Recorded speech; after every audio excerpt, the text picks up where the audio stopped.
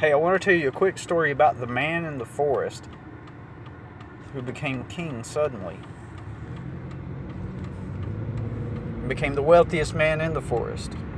But first, and if you've heard the story before, I've told you this story before, listen to it again because you'll find out why. Just bear with me and listen to it again.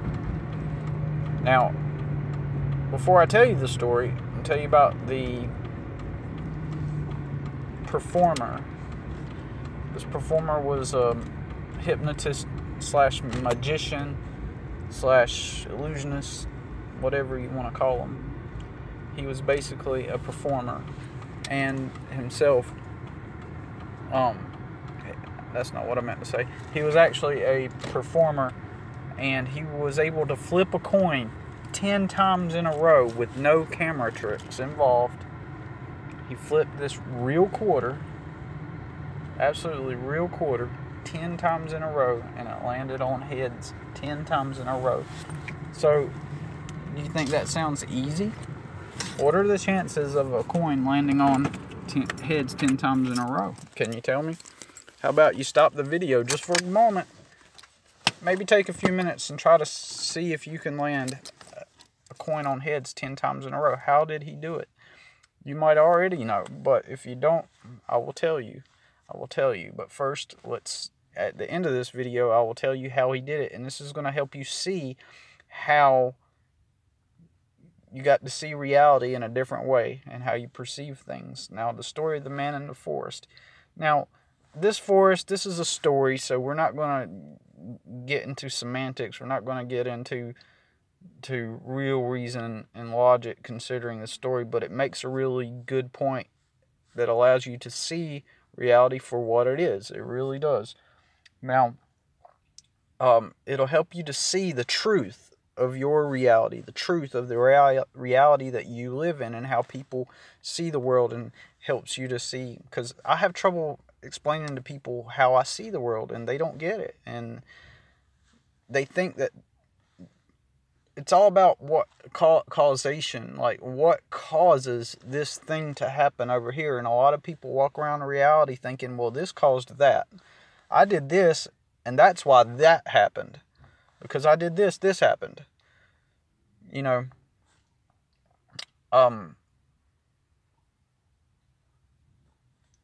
so we're not going to get into the details of it, but it will show you a point. Now, this man is in the forest, and in this forest there's millions of men at the edge of the forest.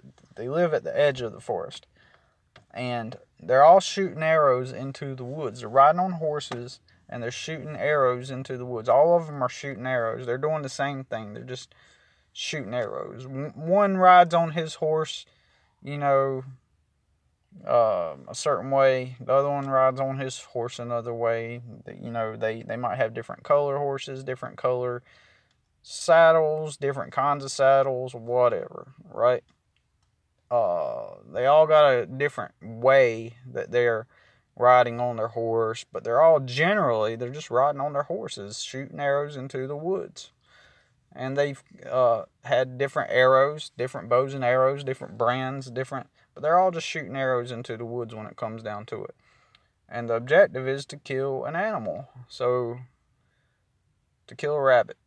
And so what they do is they're shooting arrows into the woods, and long time goes by, years goes by, and nobody's able to shoot an animal. And then suddenly one day, this one man, his arrow just happens to go through the trees at just the right angle. The wind blows out of nowhere, and the arrow goes and it falls and it finally hits a rabbit. Okay? And this man wasn't really, doing anything different than everybody else. He was shooting his arrow. In fact, he didn't have the brightest bow and arrow. He didn't have the best brand name. He didn't have, but then everyone's attention got focused on him, and he became famous. known as the guy that was able to shoot the rabbit. And then suddenly everyone comes to him and says, well, how'd you do it? And he's like, well, it's easy. This is what I did. And he says, I rode the horse this way, and I rode the horse that way. And even though I didn't have the best bow and arrow, I strategized to shoot it that way, and this way, and I aimed this way, in this particular way. And then, so he gets this idea, and he's like, I'm going to write a book on how to properly shoot an animal. And so he writes his book. Now keep in mind, he did the same thing as everybody else. But he was the one that actually shot the animal. So he gets all the glory and validation for being the man that knows how to do it, even though he was literally doing the same thing as everybody else. Yeah, everybody had their different brands. Everybody rode their horse a different way. But in the end, they all ended up basically just shooting the arrow. So that's where everybody's focus is on him. Now let's go back to the magician that was able to flip the coin 10 times in a row. Again, it was a real quarter, and he was able to flip it 10 times in a row. No camera tricks. It didn't switch. The camera didn't switch or nothing. He literally took the quarter and he literally flipped it 10 times in a row. On camera, on film. No magic, no camera tricks. How did he do it? Well, what you don't know is within those couple of minutes or minute or so that he was able to flip the quarter and it landed on heads 10 times in a row,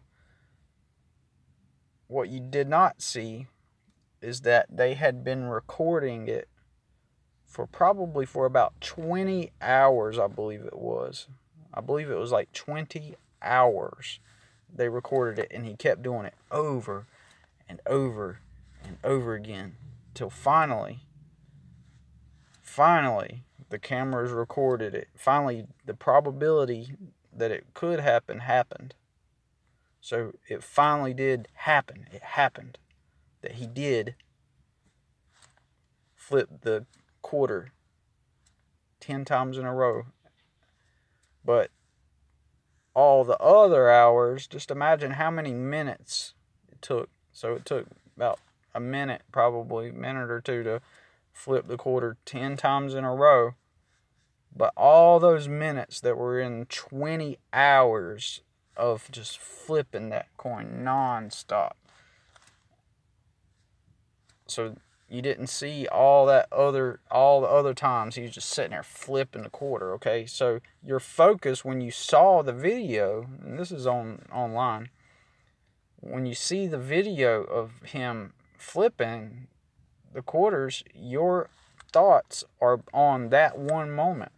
And you say to yourself, well, that's just camera trickery, or you come up with all kinds of reasons he actually did use magic. The guy's crazy and he's met up with the devil or something. You know, you come up with that conclusion. So these are different reasons that you come up with. Well, he did use an illusion. It's a fake quarter. He's actually messing with the devil. It's a magician's quarter, a fake quarter. I said that already, a fake quarter. And all these reasons that you'll come up with. And these are the reasons why he was able to do that. You know, and you come up with all these reasons. And if you ask people, they'll come up with all the reasons. Again, people will be like, well, it's the devil. It's a magic quarter. It was a camera trick. That's what it was. And they'll come up with all these reasons. But then I just revealed to you the real reality of how he was able to do it. The real reality of how he was able to do it was he spent 20 hours fucking doing, flipping the coin. So that allows you to see that what we see and how we interpret actual reality is different. Like, we're seeing things all the time, right? And we're perceiving it. This is the way it is. This is what happened. This was the cause of it. This is why it happened. And we have all these different reasons why we think something happened. And the real reason, we don't even see it. We don't even see the real reality. And so, the real reality of the man in the forest was, on that day, his arrow just happened to go through the forest, and it hit the animal, and some wind came also that kind of directed the arrow a little bit, and it just happened to hit that bunny. So he became a millionaire. He wrote a book about it, and then everybody bought his book, and he became the expert, and everybody's focus was on the fact that his arrow hit the animal, but he got all the glory of it and made himself a millionaire and popular, and the reason was beyond his control completely. Now, he did shoot the arrow just like everybody else, but he leveraged that opportunity to advance himself. And also, everybody assumes that the reason was because of the methods that he taught in his book. He wrote all these different methods and strategies, and those were the reasons why. He rode his horse this way. He rode his horse that way. This was the brand that he used. And even if the brand was not quality brand, like I said before, the brand he used was not the quality bow and arrow, people started buying that brand because they thought that was the reason why. That attributed to the reason why. They were influenced by that, and they're willing to buy the lesser quality because that's what they do. They perceived it. And then over time, well, I mean, I can go on with this, but I'm not. But I'll it's just for fun. Just over time, the brand of, because of the millions that brand was able to pull in from sales, they were able to tweak their technology and make it better. And they did. Then they became the quality bow and arrow. And then they attribute it, and they say, well, it's because of our quality. It's because of our quality bow and arrow. See, our minds are directed and focused, and we can literally not see the causation. It's called the cause and effect, the causation. So if I slap my face right now really hard, which I'm not going to do, I'll probably, there will be redness on my face. Now, what would some people consider the cause of that redness on my face? His girlfriend hit him. That's probably what happened. His girlfriend. There's redness on the face, so somebody hit him. It was his girlfriend. No, he can't get a girlfriend. So obviously he made somebody mad. Maybe he made a girl. That was probably it. He made the girlfriend mad. He made some boyfriend mad. Or he pissed some guy off and that guy hit him. All these reasons behind the cause, but the cause was my own self hitting me in the face, and the redness was the result. But everybody interpreted it another way. Just like if you've worked hard all these years, I just heard the story of a man that he worked hard for into his 30s, and then he worked really hard, and he grew up to work hard, and then finally everything he worked hard for disappeared because his dad got sick and he had to take care of his dad, and then all this stuff happened, and then finally he lost everything. He got a divorce and he lost everything. Even though he worked hard. Our logic says if you work hard, you'll have everything. But there are many people that could also assume, if they see him in that disposition in life, and say, well, he never worked hard. Because the reason why you don't have him, the reason the people's focus is because he didn't work hard. And in fact, maybe he did work hard. Maybe there were other things that attributed were the causation. Doesn't mean he's not going to pick himself up or attempt to pick himself up, which the guy did. He did, and he became pretty successful. But I'm just saying, it's all about people's perception. When you know this about humans, when you see how humans think if you could see, it allows you to see actual real reason behind things, and it allows you to see reality for what it is. Unfortunately, most people can't see reality for what it is, and they come up with the reasons, different reasons why different things happen, and they're wrong. And if we could all see it in a more clear way, we may not see complete objective reality, but if we can see what works the best to make more of us happy, genuinely happy, and not on drugs, not having to use some kind of medication or something to make us feel temporary happiness. No, that's not what we're talking about here. We're talking about if we can figure out a way to make ourselves genuinely happy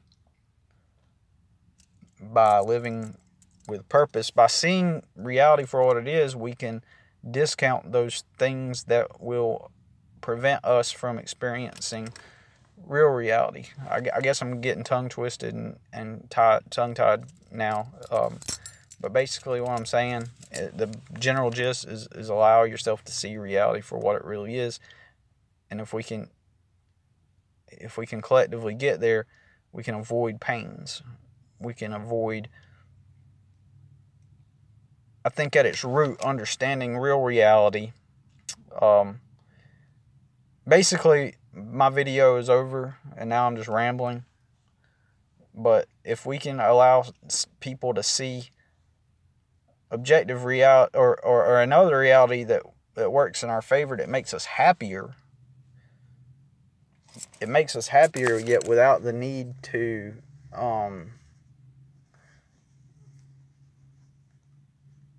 for distractions and drugs and just things that distract us and make us escapism and stuff. People would be more like happier and healthier, and life would be more abundant, and more people would be understood. It would cure homelessness. It would cure a lot of things. People are struggling because even they perceive their reality as one way, and it's really not that way. And it can leave a lot of people stuck. It's the cause of the problem. Like what I was going to say is, you don't have to see objective reality for what it is completely, but at least enough of some sense of real reality to the point where we can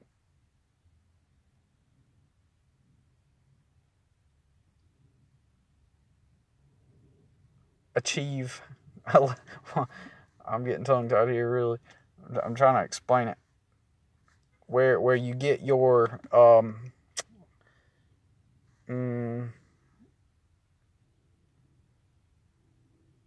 okay, you don't have to see real reality, the objective real reality completely, but enough of a reality that makes you happy and moves you forward without the use of stimulants or external means to be happy, and it predicts the future in a way that in a positive light, where you can see how things will turn out. You can affect the future reality by understanding the real objective reality.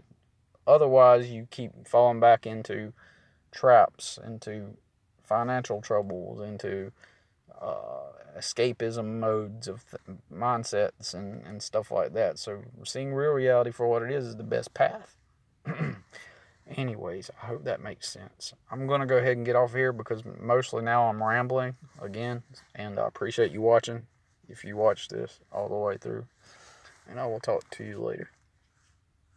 And I may do this video again.